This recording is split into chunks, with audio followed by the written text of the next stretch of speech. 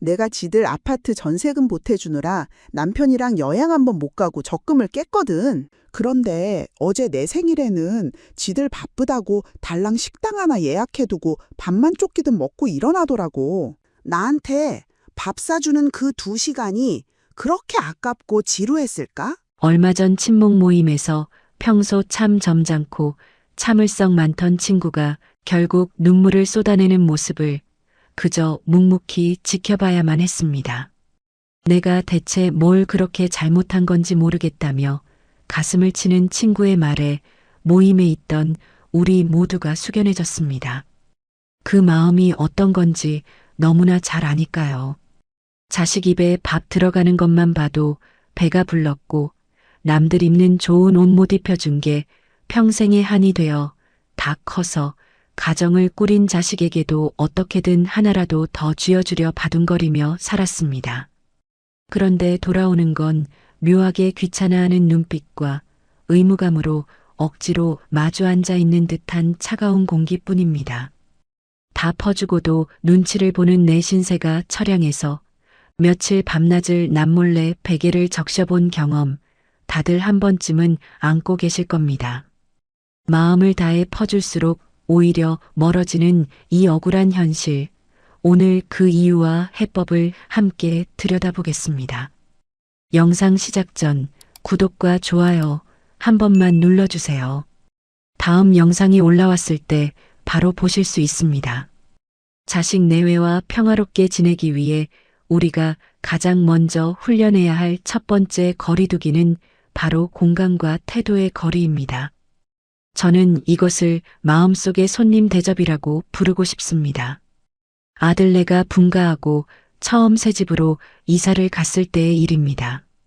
반찬 몇 가지를 바리바리 싸들고 찾아갔더니 현관에 들어서자마자 훅 끼치는 냄새부터 마음에 들지 않더라고요. 거실 소파에는 어제 입고 벗어둔 허물 같은 옷가지들이 널브러져 있고 주방 싱크대에는 아침에 먹은 그릇들이 산더미처럼 쌓여 있었습니다. 그걸 보는 순간 내 아들이 이런 곳에서 밥이나 제대로 얻어먹고 사나 싶어 홧김에 피가 거꾸로 솟았습니다. 저도 모르게 겉옷을 훌렁 벗어 던지고 주방으로 직행해서 고무장갑부터 꼈거든요. 어휴, 내가 못 살아. 너희는 맞벌이 한다고 집안 꼴을 이렇게 해두고 사니 하며 폭풍처럼 설거지를 해치웠습니다. 냉장고 문을 벌컥벌컥 열어 유통기한 지난 소스들을 쓰레기통에 푹푹 처박으며 한바탕 난리를 쳤죠. 내 딴에는 바쁜 애들 도와주려는 순수한 엄마의 마음이었습니다. 그런데 거실에 서 있는 며느리의 표정이 마치 얼음장처럼 차갑게 굳어 있더라고요. 아들놈은 옆에서 엄마 제발 그만 좀 하라며 짜증을 냅니다. 내가 전세금까지 보태준 집인데 바쁜 애들 도와준다고 팔 걷어붙이고 이랬더니 남의 집구석 들쑤시는 눈치 없는 시어머니 취급을 받으니 억장이 무너져 내렸습니다. 집에 돌아오는 버스 안에서 다시는 저 집에 발을 들이나 봐라 다짐하며 서러움을 꾹꾹 삼켰던 기억이 아직도 생생합니다. 아마 저와 비슷한 경험으로 가슴에 대못이 박힌 분들 참 많으실 겁니다. 우리는 흔히 내가 배 아파 낳은 자식의 집이니 내 집이나 다름없다고 은연중에 착각을 하곤 합니다. 하지만 자식 내외가 문을 닫고 들어가는 그 공간은 철저하게 그들만의 통제권이 미치는 독립된 왕국입니다. 아무리 배 아파 낳은 부모라도 그 문을 열고 들어가는 순간 우리는 그들의 삶에 초대받은 외부인일 뿐입니다. 환경심리학에서는 이를 영역성이라는 개념으로 설명합니다. 인간은 누구나 자신만의 안전한 공간을 확보하려는 강력한 본능을 지니고 있다는 것이죠. 특히 성인이 되어 새로 가정을 꾸린 부부에게 자신들의 집은 부부로서의 정체성을 확인하고 온전히 숨 쉴 수 있는 가장 소중한 안식처입니다. 아무리 선의를 가진 부모라도 허락 없이 냉장고 문을 열거나 살림살이의 위치를 바꾸는 행위는 며느리나 사위의 뇌신경망에 영토 침범을 알리는 강력한 경고 알람을 울리게 만드는 경향이 있습니다. 실제로 시부모나 장인 장모의 과도한 살림 개입이 성인 자녀의 스트레스 반응을 높이고 결국 부모의 방문 자체를 꺼리는 회피 행동으로 이어진다는 연구 결과들이 여럿 있습니다. 프랑스의 실존주의 철학자 장폴 사르트르는 타인은 지옥이다라는 도발적인 명제를 남겼습니다. 이는 타인이 본질적으로 악하다는 뜻이 아닙니다. 아무리 가까운 사이라도 타인의 시선과 섣부른 개입이 개인의 주체성을 훼손하고 숨막히는 억압으로 작용할 수 있음을 경고한 것이죠.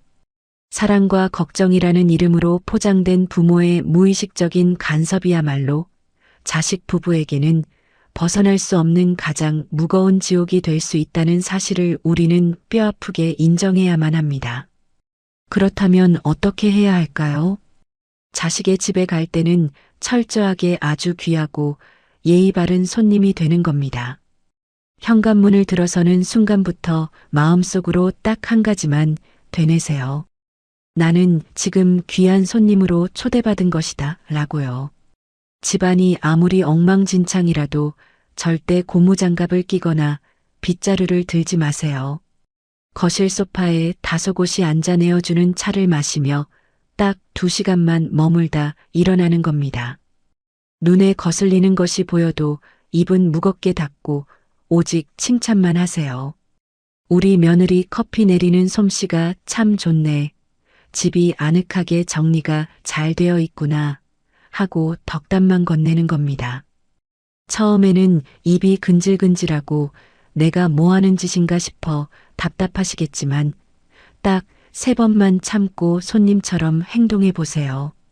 놀라운 변화가 시작됩니다. 자식 내외의 긴장된 어깨가 스르르 내려가고 표정이 몰라보게 밝아집니다. 부모가 자신들의 공간을 평가하고 통제하는 감독관이 아니라 자신들을 어른으로 존중해주는 품격 있는 귀빈이라는 사실을 깨닫게 되기 때문입니다. 이렇게 딱 이 정도의 예의 바른 거리를 지켜주면 자식들은 오히려 어머니 더 계시다 가시지 벌써 가세요 하며 진심으로 아쉬워하게 됩니다. 내가 그들의 살림을 쥐락펴락하려는 통제권을 완전히 내려놓았을 때 비로소 며느리와 사위는 나를 진심으로 존경하고 귀하게 여기는 어른으로 우러러보기 시작하는 것입니다. 이것이 바로 서로의 가시에 찔리지 않으면서도 따스한 온기를 나눌 수 있는 가장 지혜롭고 안전한 공간의 거리두기입니다. 공간을 존중하는 것만으로는 부족합니다. 이제는 가장 결단하기 어려운 2번째 이야기를 꺼내야 할 때입니다. 바로 내 시간과 돈에 단단히 선을 긋는 현실적인 거리두기입니다. 동네에서 마주친 지인 얼굴이 반쪽이 되어 있더라고요. 사연을 들어보니 기가 막힙니다. 평생 김밥집 하며 억척같이 모은 돈으로 아들 장가 보내고 손주 돌 때부터 허리 디스크 터져가며 매일 봐줬답니다. 그런데 어느 날부터 며느리가 손주 어린이집을 보내기 시작하더랍니다.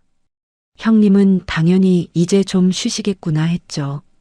그런데 얼마 지나지 않아 이번엔 학원을 다닌다며 하원을 부탁하더랍니다. 거기다 방학이 되니까 또 봐달라는 거예요. 한 번도 고맙다는 말 없이 당연하게 맡기는 며느리가 야속해서 말을 꺼냈더니 아들이 오히려 엄마가 손주 보기 싫으면 싫다고 하면 되잖아요 하더랍니다. 그 말 한마디에 가슴이 철렁 내려앉았다고 하시더라고요. 가슴 한구석이 찌릿해지는 이야기 다들 공감하실 겁니다. 우리는 흔히 부모가 희생하고 헌신할수록 자식도 그 은혜를 깨닫고 더 깊이 효도할 거라고 낭만적으로 기대합니다. 하지만 아주 잔인하고도 슬픈 현실을 하나 말씀드리겠습니다. 계속 퍼주다 보면 어느 순간 그것이 당연한 일상이 되어버립니다. 자식이 나빠서가 아니라 사람 마음이 원래 그렇게 무뎌지게 되어 있습니다. 이것은 그 자식들이 특별히 나빠서가 아닙니다. 인간의 뇌 자체가 그렇게 설계되어 있기 때문입니다. 행동경제학에서 말하는 적응 수준 현상이 바로 이것입니다. 인간은 지속적으로 주어지는 혜택에 놀랍도록 빠르게 무감각해진다는 것이죠. 매달 꼬박꼬박 통장에 꽂히는 부모의 금전적 지원이나 주말마다 냉장고를 채워주는 반찬 배달은 처음 몇 번은 벅찬 고마움을 유발합니다. 하지만 이것이 반복되어 일상의 기준점이 되어버리는 순간 고마움의 감정은 증발하고 맙니다. 그러다 보면 도움을 받는 쪽도 모르게 기대가 커지고 부모가 조금만 줄여도 서운함이 먼저 올라올 수 있습니다. 경영학자 아담 그랜트는 인간관계를 테이커와 기버, 그리고 매처로 분류하여 분석했습니다. 흥미롭게도 조건 없이 모든 것을 다 내어주는 기버는 결국 에너지가 고갈되어 밑바닥에 처하는 경우가 많다고 경고했습니다. 특히 가족관계에서 부모가 무조건적인 기버의 역할에 갇혀버리면 자녀는 부모의 호의를 당연하게 받아들이는 테이커로 변질될 위험이 큽니다. 일방적인 헌신은 자식의 자립심을 빼앗고 결국 부모인 나도 소진되는 관계로 이어집니다. 노자는 도덕경에서 이렇게 말했습니다. 넘치도록 가득 채우려 하지 말고 적당할 때 멈출 줄 알아야 한다고. 부모의 사랑 역시 마찬가지입니다. 자식의 삶에 너무 넘치도록 개입하여 그들의 책임을 대신 짊어지는 것은 자식의 책임감을 약하게 만들고 나의 노후까지 서서히 지치게 만드는 일이 될 수 있습니다. 이제는 다 퍼주고도 상처받는 억울한 굴레에서 과감히 벗어나셔야 합니다. 방법은 생각보다 간단합니다. 자식에게 금전적 도움을 줄 때나 손주를 돌봐주는 노동을 제공할 때 이것이 부모로서 마땅히 해야 할 의무가 아니라 아주 특별하고 귀한 혜택임을 단단히 인식시켜야 합니다. 만약 아들 내외가 급하게 1,000만 원을 빌려달라고 한다면 예전처럼 그냥 통장으로 쓱 이체해주고 넘어가서는 안 됩니다. 반드시 거실에 마주 앉아 차용증을 쓰거나 적어도 매달 얼마씩 언제까지 갚을 것인지 명확하게 못을 박아야 합니다. 손주를 봐주기로 했다면 월요일부터 목요일 오후 6시까지만 봐주겠다. 그 외의 시간은 내 개인 시간이다 하고 단호하게 선을 그어야 합니다. 자식 입장에서는 우리 부모님이 왜 이렇게 갑자기 깐깐해지셨나 당황할 수 있습니다. 섭섭한 티를 팍팍 내며 며칠 연락을 끊을지도 모릅니다. 하지만 그 시간을 꾹 참고 버텨내셔야 합니다.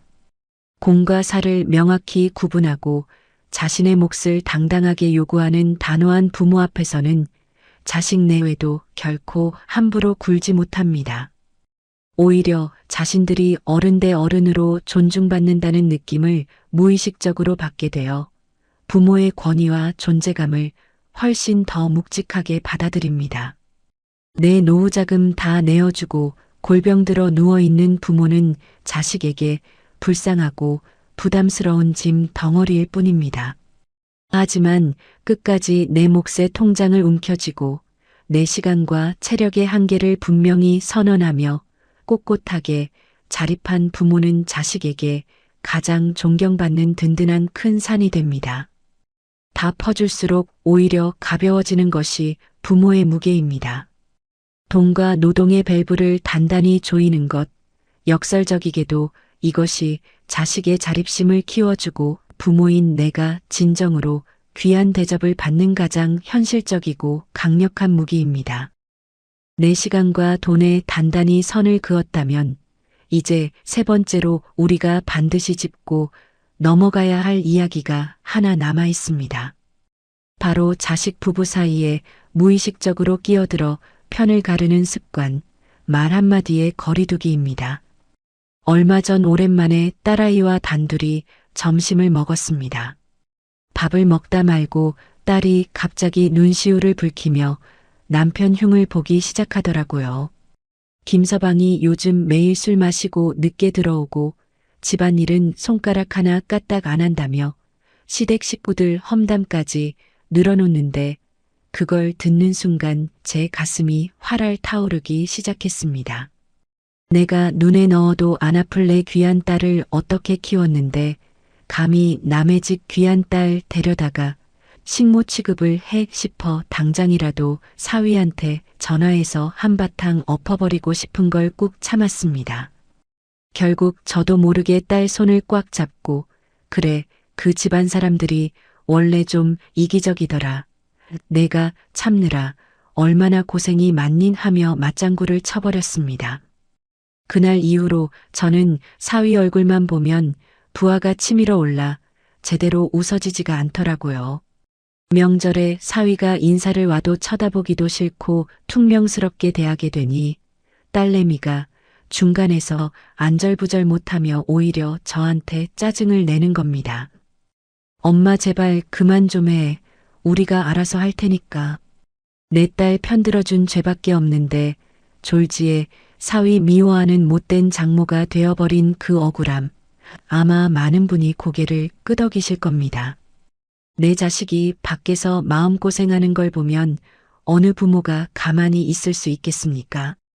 자식이 배우자 흉을 볼 때 맞장구 쳐주는 건 너무나 당연한 부모의 도리라고 생각하기 쉽습니다.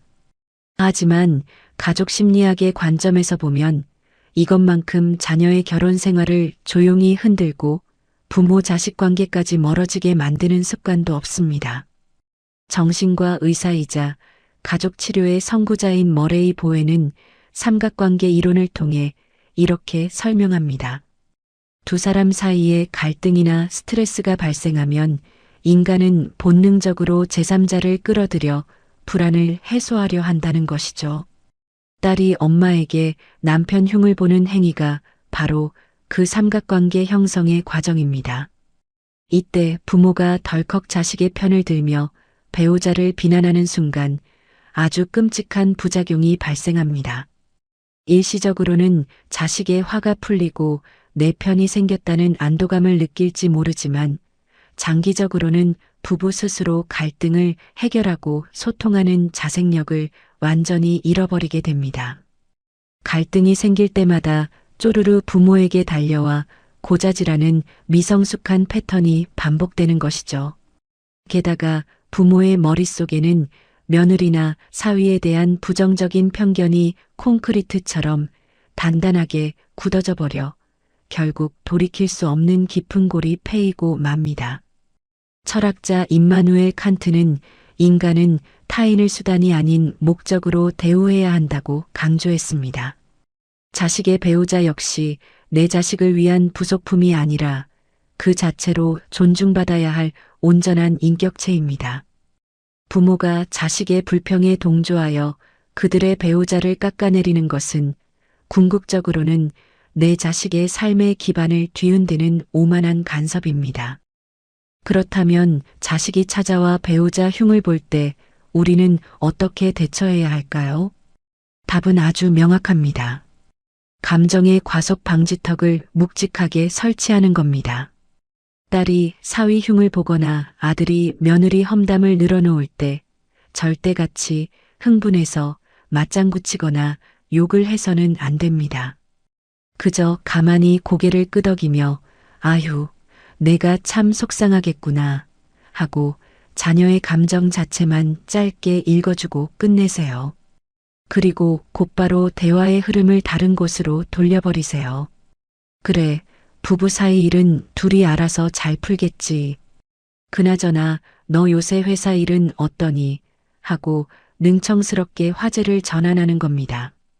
만약 자식이 계속해서 험담을 이어가려 한다면 그때는 아주 단호하게 선을 그어야 합니다.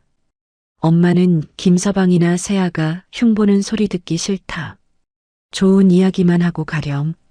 처음에는 자식들이 우리 엄마 아빠는 내 편도 안 들어주고 너무 차갑다고 섭섭해할 수도 있습니다. 하지만 이 단호한 차단벽이 자식 내외에게 아주 강력한 무언의 메시지를 전달하게 됩니다. 우리 부모님은 우리 부부 문제에 절대 휘둘리지 않는 든든하고 중립적인 어른이시구나. 부부 문제는 결국 우리 둘이 책임지고 풀어야 하는구나 라는 사실을 뼈저리게 깨닫게 만드는 것이죠. 명절이나 가족 모임에서 며느리나 사위를 대할 때도 마찬가지입니다. 속으로는 지난번 내 자식 눈에 눈물 나게 한 일 때문에 괘씸해 죽겠더라도 절대 겉으로 티를 내서는 안 됩니다. 오히려 내 자식 앞에서는 그 집 식구들 칭찬만 융단 폭격처럼 쏟아부으세요. 사위에게는 김서방이 요즘 일하느라 고생이 많네. 며느리에게는 은영이가 애 키우느라 살이 쏙 빠져서 안쓰럽다. 부모가 먼저 그들의 배우자를 너그럽고 귀한 손님으로 존중하며 대우할 때 자식은 부모에게 형언할 수 없는 깊은 안도감과 존경심을 느낍니다. 부모가 뒤에서 편 가르기를 하지 않고 묵묵히 부부의 평화를 지지해 준다는 사실을 깨닫는 순간 며느리와 사위 역시 마음의 빗장을 스르르 열고 시부모, 장인 장모를 진심으로 의지하고 따르게 됩니다. 자식 부부 사이에 섣불리 끼어들지 않고 입술을 무겁게 닫아내는 것, 이것이야말로 자식 내외의 영원한 평화를 지켜주고 부모로서의 권위를 가장 우아하게 지켜내는 최고의 지혜입니다. 공간을 존중하고 경제적 거리를 확보하고 입술을 무겁게 닫는 것까지 해내셨다면 이제 마지막으로 우리가 가슴 깊이 새겨야 할 가장 중요하고도 눈부신 결단이 남아 있습니다. 바로 자식 중심으로 돌아가던 내 삶의 무게추를 이제는 오롯이 나 자신에게로 되돌려 놓는 일입니다. 어느 날 오후 멍하니 텔레비전을 보고 있는데 갑자기 가슴 한구석이 뻥 뚫린 것처럼 시려오더라고요. 내 청춘, 내 건강 다 바쳐서 자식들 대학 보내고 번듯하게 결혼시켜 놓으면 내 인생도 활짝 핀 꽃길일 줄 알았습니다. 그런데 막상 자식들이 제 가정을 꾸려 훌쩍 떠나버리고 나니 이 덩그러니 남은 빈집에서 대체 뭘 하며 하루를 보내야 할지 막막하기만 합니다. 친구들 모임에 나가봐도 대화 주제는 온통 자식뿐입니다. 우리 아들이 이번에 과장 달았어. 우리 딸이 다음 달에 둘째 낳아. 그 틈에 끼어 내 자식 자랑도 슬쩍 늘어놓아 보지만 집에 돌아오는 길에는 묘한 허무함이 밀려옵니다. 자식의 성취가 내 유일한 훈장이고 자식의 안부가 내 하루의 기분을 좌지우지하는 살. 결국 내 행복의 리모컨을 내 손이 아닌 자식의 손에 쥐어준 채 그 아이들 전화 한 통에 천국과 지옥을 오가며 살아가고 있는 내 모습이 한없이 처량하게 느껴지실 겁니다. 우리는 평생을 누군가의 엄마, 누군가의 아버지라는 이름표를 달고 살아왔습니다. 그 무거운 역할에 파묻혀 정작 나 자신은 까맣게 잊고 지냈죠. 아들러 심리학에서는 인간 불행의 가장 큰 원인 중 하나로 타인의 과제와 나의 과제를 분리하지 못하는 것을 꼽습니다. 자식이 어떻게 살아가고 어떤 선택을 하며 나에게 어떤 태도를 보일 것인가는 철저하게 자식 스스로 감당해야 할 자식의 과제입니다. 부모가 아무리 밤잠을 설치며 걱정하고 간섭해도 결코 대신 살아줄 수 없는 독립된 영역입니다. 그렇다면 우리에게 남겨진 진짜 과제는 무엇일까요? 그것은 바로 나에게 주어진 이 남은 생을 어떻게 눈부시게 가꾸고 생기 있게 살아낼 것인가를 치열하게 고민하는 것입니다. 심리학자 칼 융은 이렇게 말했습니다. 인생의 전반부가 사회적 역할과 책임을 완수하기 위해 자아를 팽창시키는 시기라면 인생의 후반부는 흩어졌던 내면의 에너지를 자기 자신에게로 거두어들여 진정한 자기를 찾아가는 위대한 여정이라고. 자식을 향해 무한히 뻗어나가던 그 에너지를 이제는 과감하게 나침반의 방향을 돌려 오직 나 자신에게 집중해야 할 때가 온 것입니다. 오늘 당장 거울 앞에 서서 주름지고 처진 얼굴을 가만히 들여다보세요. 누구보다 치열하고 훌륭하게 한 시대를 버텨낸 이 세상에서 가장 귀하고 존엄한 사람입니다. 이제부터는 자식에게 퍼줄 돈과 시간과 정성을 아낌없이 나 자신에게 투자하겠다고 단단히 마음먹으세요. 자식들 먹일 반찬 하느라 종일 쪼그려 앉아 허리 굽히지 마세요. 내가 먹고 싶은 맛있는 음식을 예쁜 그릇에 담아 나부터 귀하게 대접하세요. 손주들 용돈 주려고 10,000원짜리 한 장씩 모아둔 돈이 있다면 그 돈으로 평소 배우고 싶었던 노래 교실이나 수채화 반에 당장 등록하세요. 자식의 전화 한 통 하염없이 기다리며 주말 내내 거실 소파를 지키지 마세요. 마음 맞는 친구들과 가까운 둘레길이라도 걸으며 내 일상을 건강한 웃음으로 꽉꽉 채워나가는 겁니다. 자식들은 자신의 인생을 포기한 채 늙고 병들어 자신들에게 목매는 처량한 부모를 결코 존경하지 않습니다. 처음에는 안쓰러워하다가도 시간이 지나면 무거운 짐으로 여겨 결국 피하게 마련입니다. 하지만 자신만의 뚜렷한 삶의 목표를 즐기며 꼿꼿하고 당당하게 자립한 멋진 부모 앞에서는 다릅니다. 우리 엄마 아빠 참 멋있게 사신다 하며 우러러보고 그런 부모의 빛나는 독립된 삶을 함부로 침범하지 않으려 스스로 예의를 갖추고 거리를 조절하게 됩니다. 내가 나를 귀하게 여기고 사랑할 때 비로소 자식 내외도 나를 귀한 어른으로 깍듯하게 대접하기 시작합니다. 이것이 이 모든 거리두기의 끝에서 우리가 발견하게 되는 가장 위대한 삶의 비밀입니다. 지금까지 자식 내외와 지혜롭게 거리를 두며 귀한 대접을 받는 구체적인 방법들을 함께 나누어 보았습니다. 살림살이에 대한 참견의 눈과 입을 단호하게 닫고 돈과 노동의 밸브를 뻑뻑하게 잠그며 자식 부부의 일에 섣불리 끼어들지 않는 묵직한 침묵. 그리고 무엇보다 오직 나 자신만을 위한 아름답고 단단한 삶을 다시 짓는 것.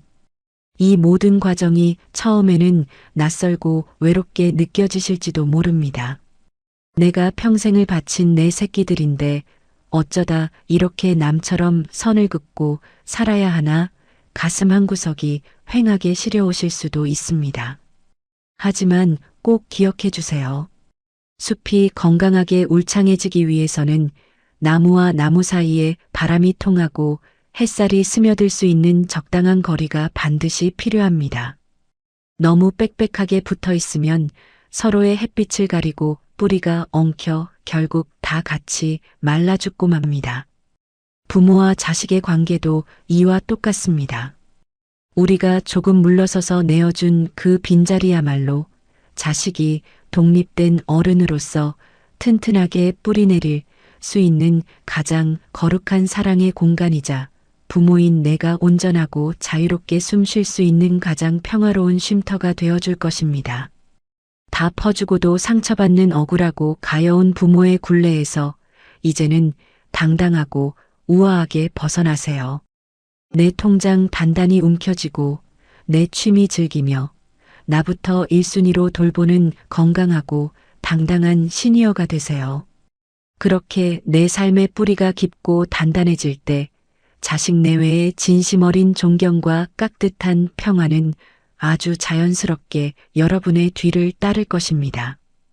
오늘 내용이 마음에 닿으셨다면 댓글에 거리라고 남겨주세요. 그 한마디는 자식과 멀어지겠다는 뜻이 아니라 나를 지키면서 더 편안한 관계로 가겠다는 작은 다짐입니다. 도움이 되셨다면 좋아요 한번 눌러주시고 다음 이야기도 놓치지 않도록 구독도 함께 부탁드립니다. 가장 지혜로운 사랑은 때로 한 발 물러서는 용기에서 시작되니까요.